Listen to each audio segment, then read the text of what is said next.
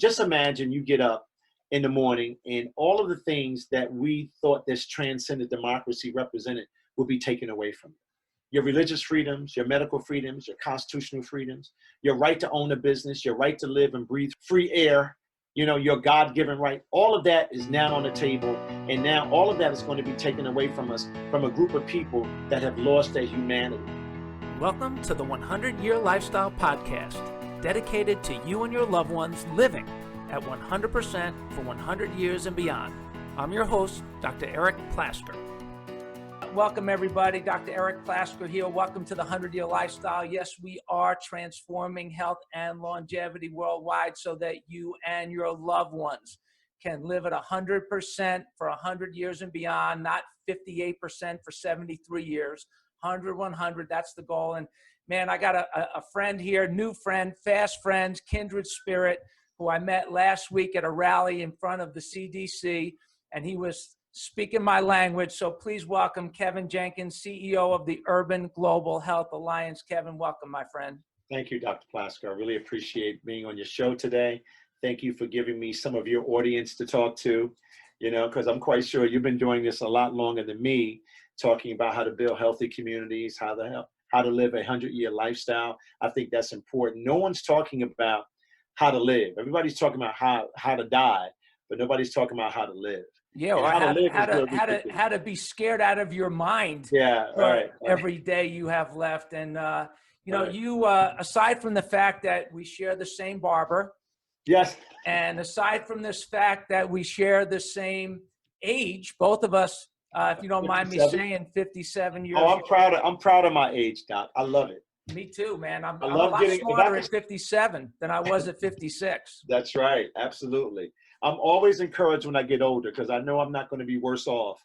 I'll be better off, like you said. That's right, man. Getting younger every day. Well, you look great, and most importantly, you got a great message, and I think that's why we fell in love. We started to talk just a little bit about you never know what somebody's like. Doesn't matter what they look like, what color they are, what nationality, what race, what religion, until they open their mouth.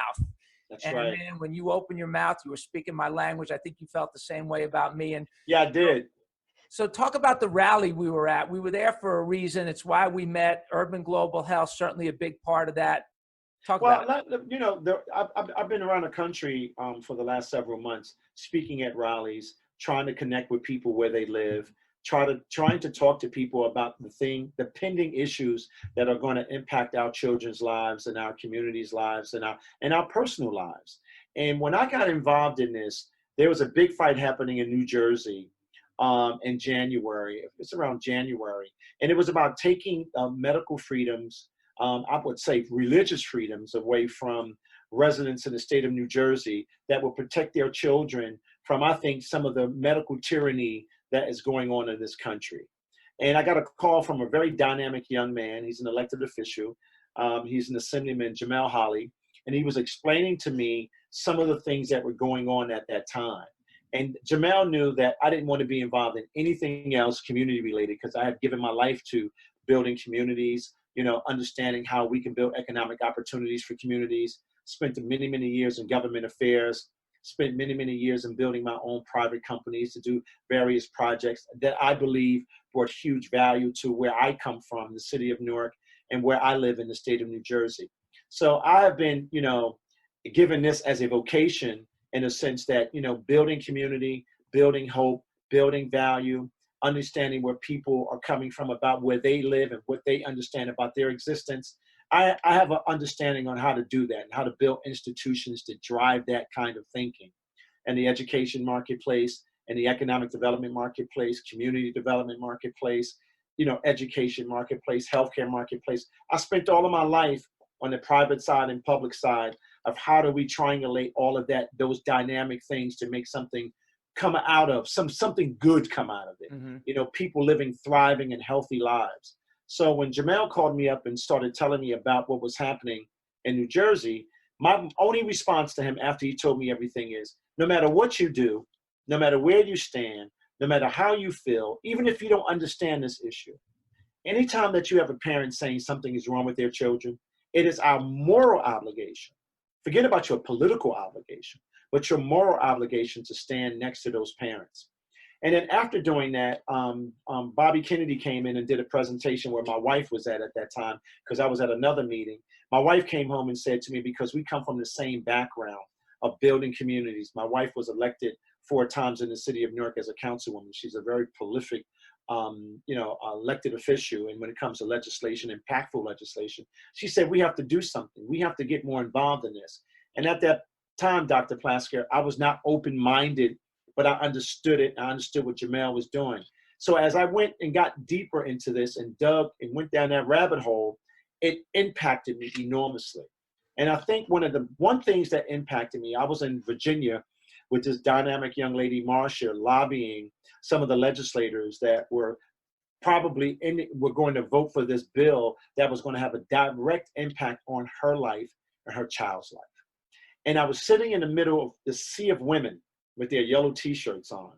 And I had just come from Connecticut, strategically talking about how we can fight some of those bills that were happening there. But Virginia stuck with me. And I saw every legislator walk out of that room and walk past those women, walk past those children, those women that were becoming medical refugees, those women that were fighting to protect their children. They were called anti-this. I didn't even understand the whole concept of someone, an elected official that we gave power to. We're the ones that form the government. We're the ones that finance the government. That they walk past these women if they did not exist. And I saw the stress on those women's faces. So when we came back, I said, listen, team, and I talked to a number of my teammates, Susan Sweeting, Tara Thornton, Premier Beesman, Stephanie Lucrecio, and I talked to my family. I said, it's not enough for us to fight and chase these bills. We have to develop an institution that has a seat at the table. We have to develop an institution that can create institutional science to start educating, to start advocating, and start fighting against these public policies and policies that are directly impacting our lives. But creating public policy and building a political movement that people understand that this group of women, this country, and all of the people that have been fighting against you now are going to organize against you in a different way. Now, that was before COVID. Before COVID, we figured out that we had to have institutional power, institutional voice, and be single focused on those 3 areas: education, advocacy, and public policy. So when COVID came into place, my whole life at that point, I knew was going to be over. I knew that I was going to be working every day to educate my community and educate other communities around this country about the pending tyranny that was at their door. Well, I think you used a couple of words. You said medical refugees. These parents were medical refugees. And it is true, because the mandates that these women, I think what drives me after 35 years, one of the biggest things is if I hear another mom say to me, but I did what the doctor told me to do. I did what they told me to do. I did what I thought I was being a good mom. I was being a good citizen. I was following the protocols. And then you realize that when you get in that rabbit hole, which I've been in for a long time, you get in that rabbit hole and you realize, this political movement is something that's got to stop this other political movement that is happening that doesn't care about those moms, and they just have that agenda. And so you're in New Jersey, where every state is different. I mean, in the state of New Jersey, I have family and friends up there, so many family and friends up there. Man, it's tough up there. They're wanting to remove exemptions from these vaccines and from these things that you are taking a stand for, this medical freedom. They want to remove all those exemptions. What do you think about that? And what are you telling parents to do? Well, it's a couple of, I think about it in several different ways. Being a Black American and still fighting for my full citizenship in this country. Just imagine you get up in the morning and all of the things that we thought this transcendent democracy represented will be taken away from you. Your religious freedoms, your medical freedoms, your constitutional freedoms, your right to own a business, your right to live and breathe free air, your God-given right. All of that is now on the table. And now all of that is going to be taken away from us, from a group of people that have lost their humanity, that have lost their souls. Wow. And what I'm telling parents is this is an uphill battle, but we're on the right side of history. It's like Winston Churchill, when he talked about what was happening with Nazi Germany and what was happening in that tyrannical age of in the 1930s. He said, there's a storm gathering. So this storm is gathering. We know it's gathering. We now have to be the soldiers, you and I, in the storm, or the leaders in this storm, to push back and to organize communities around this country, whether you're black, white, Puerto Rican, green, purple, gay, straight, doesn't matter. They want to control our bodies. They want to control our movement. They want to control what we breathe. And guess what? There's a lot of people out here right now that don't understand that, because they're being marketed a lie every day.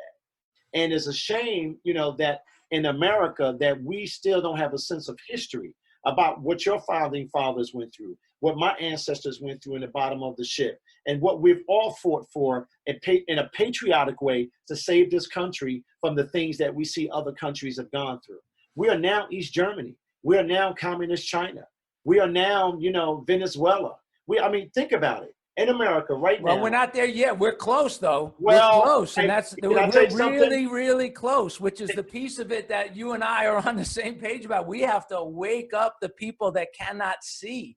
Yeah. I mean, and it's what is very upsetting, which I know it upsets you, is the censorship that is going on. And so the lies that we're being told by the media, the way the media personalities that people look up to, how bought they are, and people don't realize how bought they are. People said to me, you know, just this morning, what do you mean people are bought? You mean that news anchor that I love is bought? How could that be? He's not bought. Are you kidding me? 17 out of 22 ads on TV, I heard Kennedy say one day, are drug ads. I think it may even be more than that pharma, these people that you said have no soul, and you certainly are a student of souls with your spiritual background. I think it's so important that people understand that, yes, these people are bought. We have to wake up that there is censorship, and we have to stand against this tyranny. So now this enemy, so to speak, that we have, it really is an enemy. It is a war for our freedoms, don't you think? Yeah, oh, absolutely, without question. And you know, if anyone out there in the world that's listening to this show, it is a war. I believe it's a spiritual war. I believe that, you know, this is very interesting. I hear some of my friends say, well, these are evil times. I say, no, this is a time of awakening. Yes. I believe that God is, I really believe this in my heart, that God has awakened us consciously so we can see who the real enemy is. We can see the people that are prepared to comply. We can see now that all of the people that we thought that really had our back, our government, right? Our doctors, some of our doctors, some of the institutions that we thought that really understood the value of justice. Right? Scientists, the people that are supposed to actually do the science and do the studies to give us truth. They have abandoned us. The church, not God, has abandoned us. So, you know, we all we have is each other now. And I think the reason why they're censoring us right now is because we're winning. Yes, I'm with you. Winning. If we weren't winning, right, they wouldn't censor us. If we were irrelevant, they would leave us alone. Absolutely. I say that we probably, in our movement in this country, we have some of the most brilliant people that understand an issue than I've ever seen before in my life. I say this all the time. These women and these families that have fought against this for years, that have been telling us this was happening. The chip was coming. You know, the mandatory vaccines were coming. They were saying your kids have been damaged all these years. And guess what? I'm not anti-vaccine. I'm pro-science. I'm pro-life. I'm making sure that everybody and anybody that is involved in this process gets the right care, gets the right understanding. And guess what? We should have the right to make whatever decision we need to make as it relates to our bodies. Isn't it interesting? For 25 and 30 years, we've been fighting what? To protect what? Women's rights to their body. So now that a woman is saying that something they want to protect their child, now everybody is confused about that. I'm confused about why would any woman in America, why would any man in America, and why would any black human in America not understand that our bodies should be our rights, not government, not big tech, not big pharma. We should have the right to control our body autonomy. We should have that right. Yeah, and especially when you take into consideration that, you know, I took an oath as a chiropractor, part of my oath, practicing for 35 years, I remember that day I stood up at my graduation, I took an oath. And part of the oath is, above all, do no harm, that you're going to do what's right for your patients, do what's right for the people. And, here we have an entire juggernaut system that is causing so much harm. When I heard you speak, here you are, your background with, the Urban Global Health Alliance and what you're doing. And, you getting into this battle maybe a little bit later on in the game for different reasons than me, but it brought us together. Absolutely. Because the science is not only not there, it's on the other side. And there's so much harm, Kevin. That's the thing that I think that why this movement, why we have to win and why we're going to win, because the level of harm is ubiquitous. It's right. everywhere. It is not dependent on wealth, race, religion, anything. It is based on the fact that the policies that are unscientific are being slammed down our throats, and we're being lied to, and we need to have that choice and be able to protect ourselves. Well, Martin Luther King wrote a book some time ago. Where do we go from here? Chaos or community? Chaos or community? And that is the choice that we have to make right now. Do we want community? Do we want to forge a better community in this country where we can talk about our differences, where we can talk about the ugly side of what's happening in this country, and then bring some new reality to the fact that we need each other to survive, right? You have a history, I have history. You can tell me about your family's history. I can tell you about my family's history. I can tell you where I sit as a Black American in this country. I can tell you all of the things that I know to be true about what has happened to my people in this country. But I also can tell you that my grandfather, my great-great-grandfather, they were patriots of this country. They fought for this transcendent democracy. And he asked the question, where do we go from here? Chaos or community? And that's the question.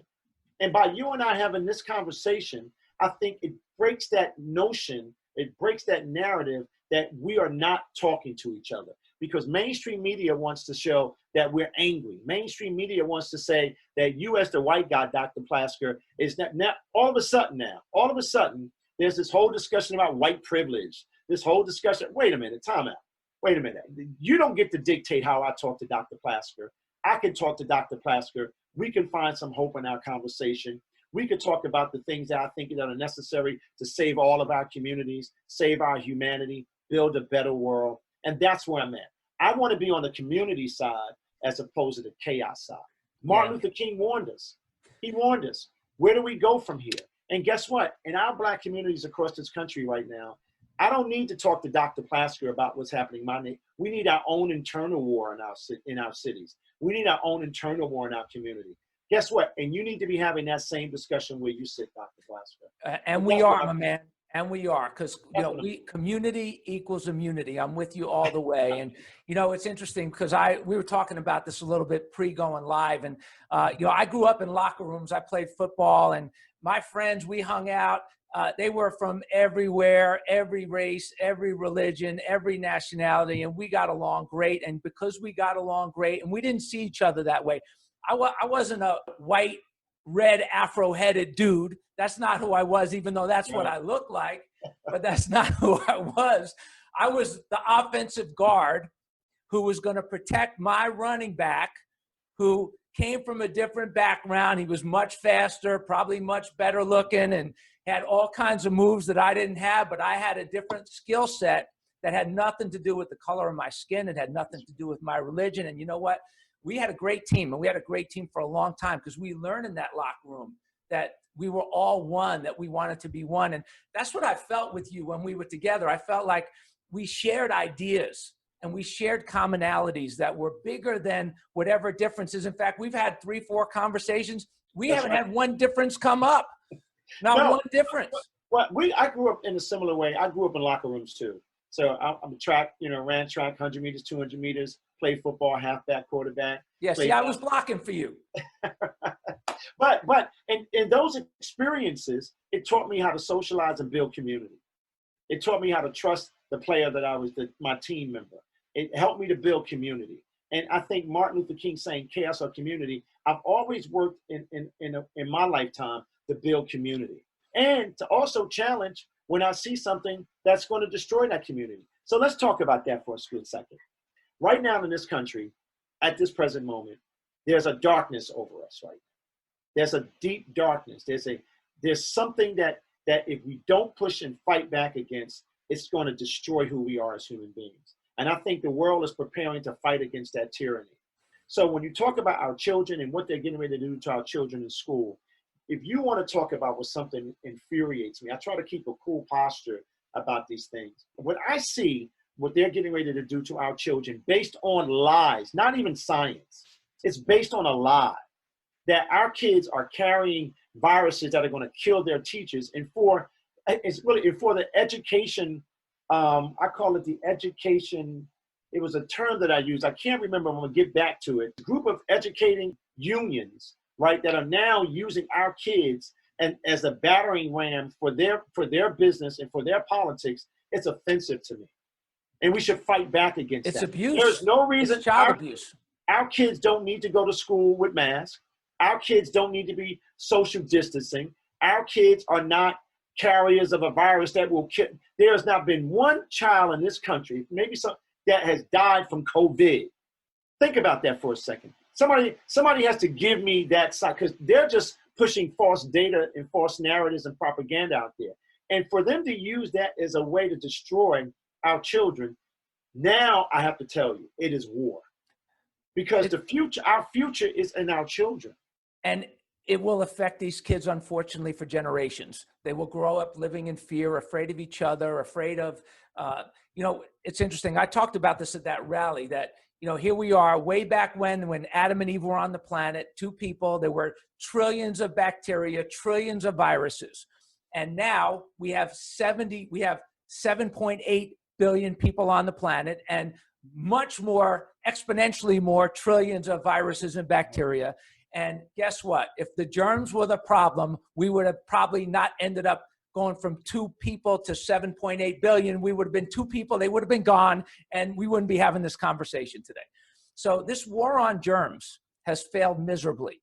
And it's a ladder leaning against the wrong wall. I love that quote that Stephen Covey said years ago before he passes in the book, 7 Habits of Highly Effective People. He said, sometimes people climb the ladder of success, they get to the top and realize that the ladder was leaning against the wrong wall. And then every step that you take on that ladder in the wrong direction, you get further and further from the right direction. In truth, I'm paraphrasing that part of it. But we have an entire system, an entire conversation that's happening that is leaning against the wrong wall. We should be talking about the immune system. We should talk about how to live in harmony with the bugs. I don't know if you know this from a booger perspective, bug bacteria perspective. The overuse of antibiotics, just as an example, antibiotics don't kill viruses. Antibiotics kill bacteria. Yet we're making these kids use antibacterial everything, which is not good for their skin. It is not good for the balance of bacteria and viruses on their body. For years, people have been prescribed there's an overuse of antibiotics that caused such a problem in the gut and the immune system, causing all kinds of autoimmune problems in kids, in parents, in people of all ages, shapes, and sizes, that they had to create this whole new supplement industry called probiotics to combat the antibiotics, because we needed to give the good bacteria to offset the bad bacteria. And so the balance of what's happening, of this evil, this poor science, all these things that you and I are talking about from different perspectives, but the same thing, I agree with you. It has to be dealt with, and it can't just be dealt with calmly. We have to be dealing with it like you're dealing with it, getting into community, speaking out, and then empowering our families, friends, and coworkers to also speak out. Yeah, I mean, one of the things I've first of all, it's been a privilege to go around and talk to these parents and talk to these communities. I'm honored that I've even been given the privilege to do that. And it's something that I truly value and something that I truly believe in. But, I was on doing a segment today about knowledge and power and knowledge. And, when God gives you knowledge, we have a moral responsibility to translate that into power and action, to create some sustainable change in people's lives. And I think when we think of knowledge and power, we're always thinking about the big, ugly guy out there or the big corporation out there. But I want people at home to know that you have power. You can push back against this tyranny. You can protect your child. by seeking the right knowledge that will open up the doors to your mind to to trust yourself enough to fight back against these people.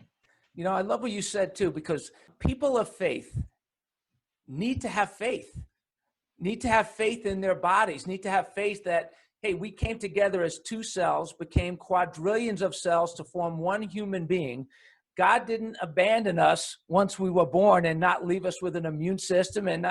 He equipped us. What I love about my education as a chiropractor, we learned about innate intelligence and how the body has this innate intelligence. And we grew up, and in my profession, learning and trusting that innate intelligence, not from a spiritual religious perspective, but from a scientific perspective and a philosophical perspective. And I had a woman that I interviewed this morning. She asked me that question: how can we get people of faith to have more faith in their bodies and its ability to be healthy? Because I think if they did and they trusted God on that level, then so much of this fear would vanish. And if the other side didn't have fear, Kevin, they would have nothing. Well, they would have nothing. This is a great opportunity for us to build healthy communities. At the Urban Global Health Alliance, that's where we're about building healthy communities, educating people about what that means to have a healthy body, have a healthy mind, have a healthy spirit, right? We are attacking all of the other negative things that are going on, but our single focus is to build a faith-based alliance around this country that talks about building a healthy community, talking about bridging the gap. When I was in Georgia, the evening before I saw you, I did a private reception with Danielle and her husband and her team to bring both communities together to talk about not just Corona, but how to be healthy, how to live with each other, how to trust one another, how to open up our minds to knowledgeable things that can help us have a better temple. Our body is our temple. And we have been poisoned with what we're seeing on TV. We've been poisoned about what we're listening around this country. And we have to detach ourselves away from that so we can find God again, seek his face again, find the right answer, find the right hope, demonstrate some love, and take the right action. And that's where I'm at right now in that space. Well, I think you're doing great work, and it's such a pleasure to get to know you on this level. And I just had a conversation with some of my friends at Moms Across America. Great people. I hope you connect with them also. They're a great group. They believe like we believe. And, you know, it's interesting because here we are. We're talking about these things about health and vitality, and we're talking about mandatory vaccines, removing those exemptions. We have to talk about, number one, they should never, ever mandate anything without conclusive science.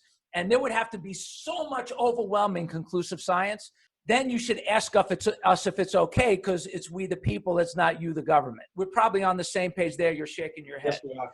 But here's why I think what you're doing is so important. I believe this is why what we're doing is so important, why groups like ours are getting together, is because there's so many people that have been following that lie for so long that they don't know how to live differently. Say, okay, you tell me I shouldn't do that, so what should I do? You tell me I shouldn't take that shot maybe, or think twice about taking it. So what do I do? How do I raise myself healthy? What do I do when my kid has this, that, or the other thing? And how do I pay for it? And all these things that we talk about in the 100-year lifestyle, what you talk about with faith, are so important for people to understand the opportunity for anybody listening to this to open up their mind to all the new ideas and the ways to do it the right way or a different way. That's the rabbit hole that parents need to start going down now. Well, that's the education part for me. I mean, a lot of people, to educate groups of people across this country, this world, is a day-to-day. You know, you got to go where they live at. You got to go where they get their haircuts at. You got to give them the right information. You have to share, you have to share yourself with them. Look, I tell my team all the time, we have 30 million new friends. What are we going to do with it? Yeah. I think because of COVID, people are looking deeper and deeper and deeper about who all of these characters are. Who do they belong to? How are they benefiting from it? A lot of people didn't know who Moderna was. They know him now. Yeah. A lot of people didn't know what Bill Gates was. They know him now. Really, a lot of people didn't know Fauci. They know him now. A lot of people didn't know about that we all have coronas in our body, and they didn't know the impact of this influenza as it relates to flu. And that, a lot of people are doing a lot of homework, right? They're not doctors, but they're definitely intellectually curious about what's happening. Now what's happening with our kids in school. We're suing the state of New Jersey and suing the governor of the state of New Jersey, but we're doing that all around the country, right? But we're doing the work. We're looking at the science, but we're also translating it where regular people can understand that, listen, you want to have a 100-year lifestyle, healthy lifestyle, well, here's how you got to get involved. Because if you allow them to shoot you with a vaccine, if you allow them to put you on a trajectory to control your body and make your body a commodity, which they have done already for the last 15, 20 years, it is over for you. You're not going to survive.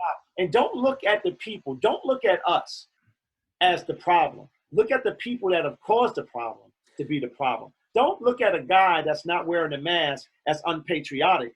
You are unpatriotic and wearing a mask and not asking questions, because this country was built on someone fighting for their religious freedom. Yeah, healthy people are not the problem here. We're not the problem. We are not the ones that caused the healthcare crisis. I mean, I mentioned this the other day. I mentioned this a lot. My oldest son is 31, I believe, is going to be 31. My daughter is 29. My youngest son is 27. And I think collectively, our entire family, raising all these kids in all these years, we probably had, I said to my wife, Lisa, what did we make? Like 8 visits with all of our kids total combined to the pediatrician? She said, 8. It's not even 5. You didn't take them. I took them, and we never took them. And we figured it's not because we were mad at them, but we figured if we had a tape measure, if we had a scale and some common sense, and we weren't going to vaccinate, we were going to naturally immunize, not artificially immunize, that we wouldn't need to go. And then I got to thinking, if your family, if your grandchildren, if my family, if everybody watching this raised their family the way that you and I maybe have raised our families, that entire system would crumble within a year, literally within a year.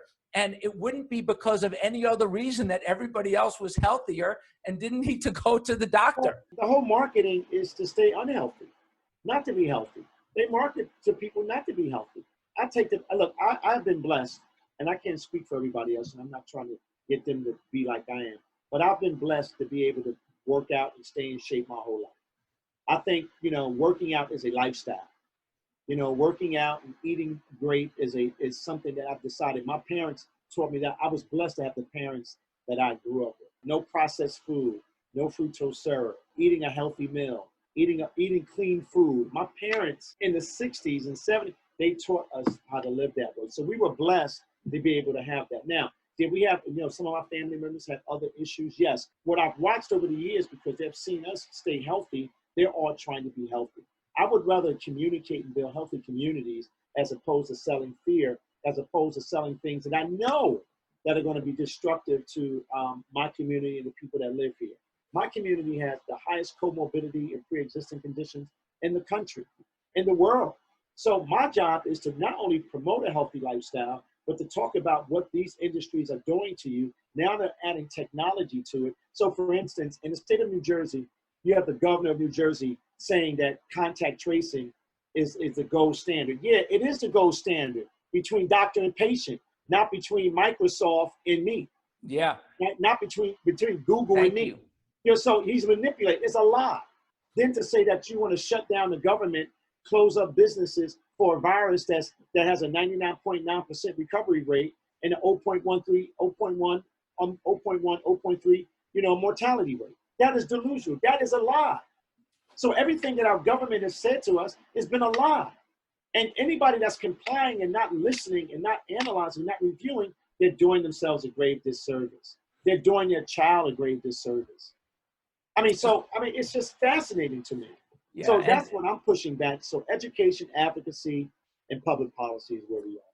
Yeah, and listen, I believe that our country right now is at this crossroads, and this election is a big election because it's not. You and I talked about this a little bit. A lot of people still, not a lot of people. I think only small numbers of people now still think this is Democrat versus Republican.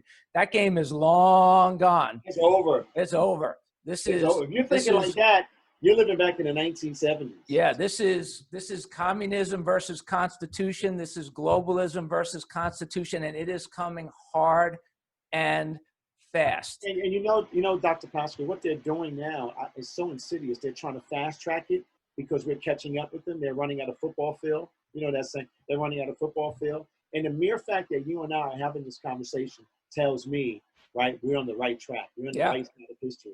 We saw that storm gathering, and guess what? We're right in the middle of it, and we're going to push back. We're not going to wait until people die. We're not going to wait until people are living in destitute. We're going to push back. And guess what? If you are a person that's fighting to open up your business, I'm with you. Yeah. If you're a person fighting for your medical freedoms, I'm with you. If you're a person fighting for your constitutional rights, I'm with you. If you're a person fighting for your religious freedoms, I'm with you. I don't care what color you are. I don't care where you live at. I don't care where. I am with you. Absolutely. And I'm with you, and we're with each other. And there's a lot of people on the same side. You know what I find is that, because I talk to a lot of young people everywhere I go, I'm having these conversations. Doesn't matter how old they are, how young they are, because I do believe everybody's voice matters, especially now. And one thing that is true that I've learned about the 100-year lifestyle through studying the 100-year lifestyle is that people all over the world in all kinds of cultures are living to 100. They are. But many of them are not really living. Many of them are suffering, and they start suffering at a very young age, and they suffer for decades because they don't make the choice to live in freedom. They don't make the choice. They get stuck in patterns. They get stuck in cultures, and they can't see. And what I love about having this conversation, you and me, and man, we are fast friends. We have not even known each other a week, right? We do not even know each other a week, and we're having this conversation, which is a testimony to everything that we both stand for being true. And well, one of the things I wanted to say at the Urban Global Health Alliance, we're about building healthy communities. I would love to premiere the 100-year lifestyle. I would like to take that and really advance that in urban cities to get them to understand we should not be worrying about dying. We should be worrying about living a healthy lifestyle. Well, and that's the big thing that I've seen with the 100-year lifestyle, because it used to be that when people were living to 60, 65, 70, people were afraid to die. Now that people are living to 80 and 90, but they're not really living, they're rotting away, people are scared to live. It literally scares the crap out of many people that they might live that long, because the thought of it, deteriorating, rotting away, not having a brain, not being able to think, not being able to communicate, not being able to move, not being able to get up and do the things that you want to do. But listen, that's not age. That's not age's fault. That's lifestyle's fault. That's no vision. I mean, one of the biggest challenges that we see with people is where there is no vision, the people perish. And if you don't have a vision for an extended life, and you know how you want to contribute, listen, you're not supposed to rot away on a couch for decades. You're supposed to take your wisdom out for a test drive as you get older and communicate with the young people and be engaged in the community. It's not that your life is over. Your life is just beginning. So we need to especially because it's such a critical time, we need to give people that vision so they become activists in this cause at this critical time. Yeah, well, we live in a time of a lot of toxic, things around us all the time. And, I got to tell you, I'll tell you a personal story. I have a wonderful doctor. He's always been proactive with me because I'm a proactive person. I always ask a lot of questions. So this is how, it's really interesting. I'm telling you the story. So I had an elevated high blood pressure, right? And I run every day. I eat great foods every day. It's something about my physiology, my body. I get it, right? It might have been hereditary. I get that. But I did all the things not to have high blood pressure. That's just me. I'm just that way naturally. But I took this pill, Norvasc, for a couple of years. So it really was interesting because I never paid it too much attention. So one day, after really going down the rabbit hole, I went to visit my doctor for my annual checkup. I'm very thorough about that. And I said, Doc, why am I still taking Norvasc? I said, I'm 57 years old. I'm 200 pounds. I work out every day. I eat healthy every day. My blood pressure might be a little like this. I understand that science. But why am I taking the same pill, the same 10 milligram that I've been taking for the last 5 years? I said, I'm never taking that again. I said, now I'm just a commodity to the big pharma. I said, I'm never taking that again. And guess what? When I stopped taking it, and I can only do that for me, when I stopped taking it, I was fine. My blood pressure leveled out like this. It was real good. I had no problem. Now, but I took control over my health care. And I'm like, but why am I taking it? But you know what? And I love this doctor because he's always been proactive with me. He couldn't have answered the question. Yeah, I love that. And I'm proud of you for asking the question, and I'm proud of you for taking your health in your own hands. And because on a show like this, we have to, because of what we're talking about, we have to disclaimer it and say, hey, we're not giving you specific medical advice. And I'll give you my version of that story. So I had a life insurance policy that I got when I was first got married. I was 27 years old, 26 years old. 30 years later, and the doctor who came to me, a medical doctor, came to my office to check my blood pressure, check my cholesterol, to give me this policy. And I was a young chiropractor at the time, and he was like spitting at me because you quack kind of a guy, right? Who the hell are you, you New York quack coming to Georgia? And so Dr. Bob, we're going to call him, that was his attitude towards me. Well, all my tests were good. I got my life insurance policy. Fast forward 30 years later, it was time for a new policy. I was going to stay with the same company. Guess who comes to my office to give me this exam? The doctor. Same guy, right? So he goes through the history and he asked me, he says, okay, Dr. Plasker, different attitude now. And now he's in his early 70s. He's probably 40, 50 pounds overweight, looks really unhappy. And so he asked me, he's going through his questions, Dr. Plasker, so tell me, have there been any changes to your medical history? I don't have a medical history. Okay, well, what medications are you on? I'm not on any medications. Well, how about over the last 10 years, what medications were you on? I haven't taken any medications in the last 10 years. And he stopped in his tracks and he said, antidepressants? I said, no, are you kidding me? Blood pressure? No. He takes my blood pressure, 110/70.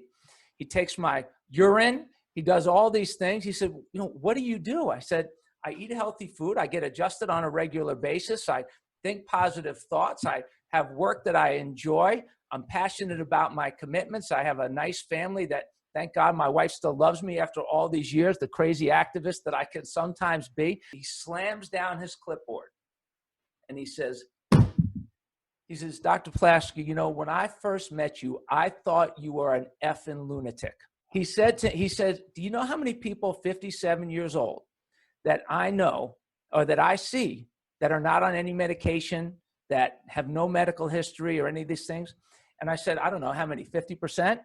He said, 0. He said, 0. He says, you know what? You were right all along.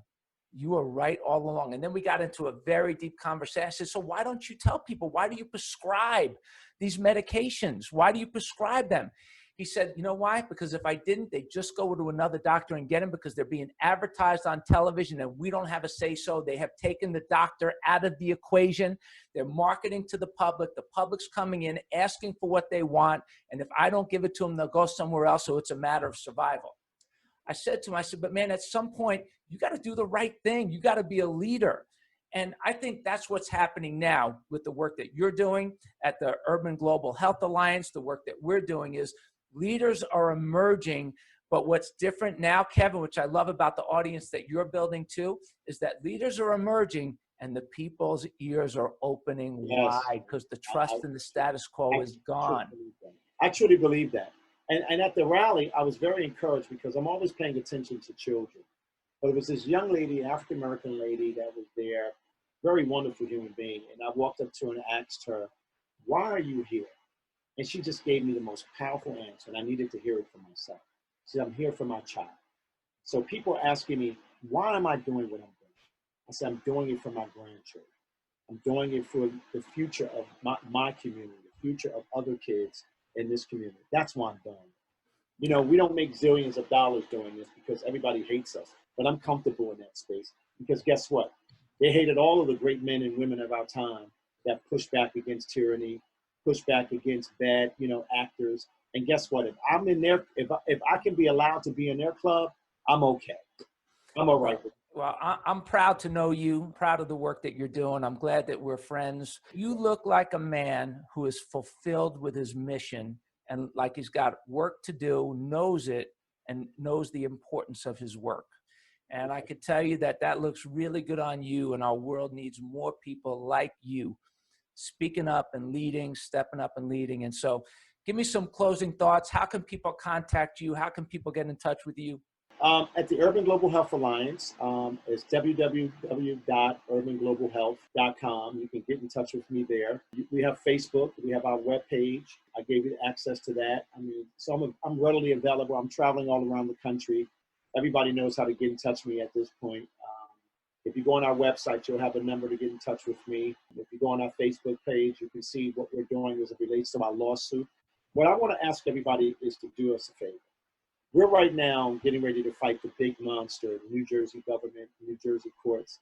And I'm asking for people to donate to this cause because we've hired some dynamic lawyers to hire, to fund, to raise money to pay for those lawyers. If you can contribute to us, that would be greatly appreciated. If you go to our page, it's right there. You can see the work we're doing. But let me just tell you a little story about the work we're doing too. We created this in January. Wow. And we're all over the country. And we're every day, every second, we're 24/7. But in January, so that's why God is in the middle of this. That's why God is right there. Because in January, we got together and we all agreed that we were going to stick together. We were going to build this institution. We have a voice at the table. We were going to be around the country. We were going to be linking to communities that never was a part of this conversation. And we were going to bridge the gap. So if it's a clergy alliance, you got it. If it's a parent roundtable, you got it. If it's the bridging the gap, you got it. If it's going into barbershops, you got it. If it's going to the State House and articulating a vision for a healthier community and fighting against these mandatory bills, you got it. We are there every day, 24 hours a day. I think I have one of the best teams on the planet when it comes to doing this. And look, they make me look good, right? And so guess what? I'm never going to let them down. I'm going to work hard every day to make sure that we push back against this tyranny, that we protect the value of our humanity, and that we hold our families together and we show the world that we have enough power to make a difference. Well, and you are. And you know what? You make them look good because you represent so well. I'm proud to know you. And I know our doctors, we have a network of chiropractors and doctors around the country that are just serving people. We have some in New Jersey that are looking to help families and to make a difference and helping people understand these issues that health comes from within and all of those things that we talked about. So you can find one. If there's not one near you, you can contact us. We'll see if we can find somebody for you. Go to 100yearlifestyle.com. But hey, my fast friend, my co-missioner right here, Kevin, love and appreciate you so much. Thank you for being on this live with me and looking forward to a lot more good times together. And we are going to win, my man. We are. Well, when I come back down to Georgia real soon, we're going to go out to dinner and eat like human beings. Absolutely. We're there. And tell your lovely wife I said hi. I will. Absolutely. And to yours, I haven't met her yet, but. Oh, you will. She's a powerhouse like your wife. Thank God. Very good. All right, my brother. Well, listen, you have a great weekend. Love and appreciate you. Thanks for watching, everybody. Thank you so much for joining us on the 100-Year Lifestyle Podcast. We hope you enjoyed this episode. If you have topics that you want us to cover, people you want us to interview, maybe you have some stories that you want to share, stories of yourself, loved ones, people in your life, we would love to hear from you and share your story. Please email us at my100@100yearlifestyle.com. And remember, nobody wants to get to 100 or even 50, 60, or 70 for that matter, crippled, broke, and alone. So please share the 100-Year Lifestyle, all of our podcasts, social media pages, website with your family, friends, and coworkers so they can take this journey with you. And until next time, adjust your lifestyle. Live your best life today and every day on the road to a sensational century. Dr. Plasker signing off.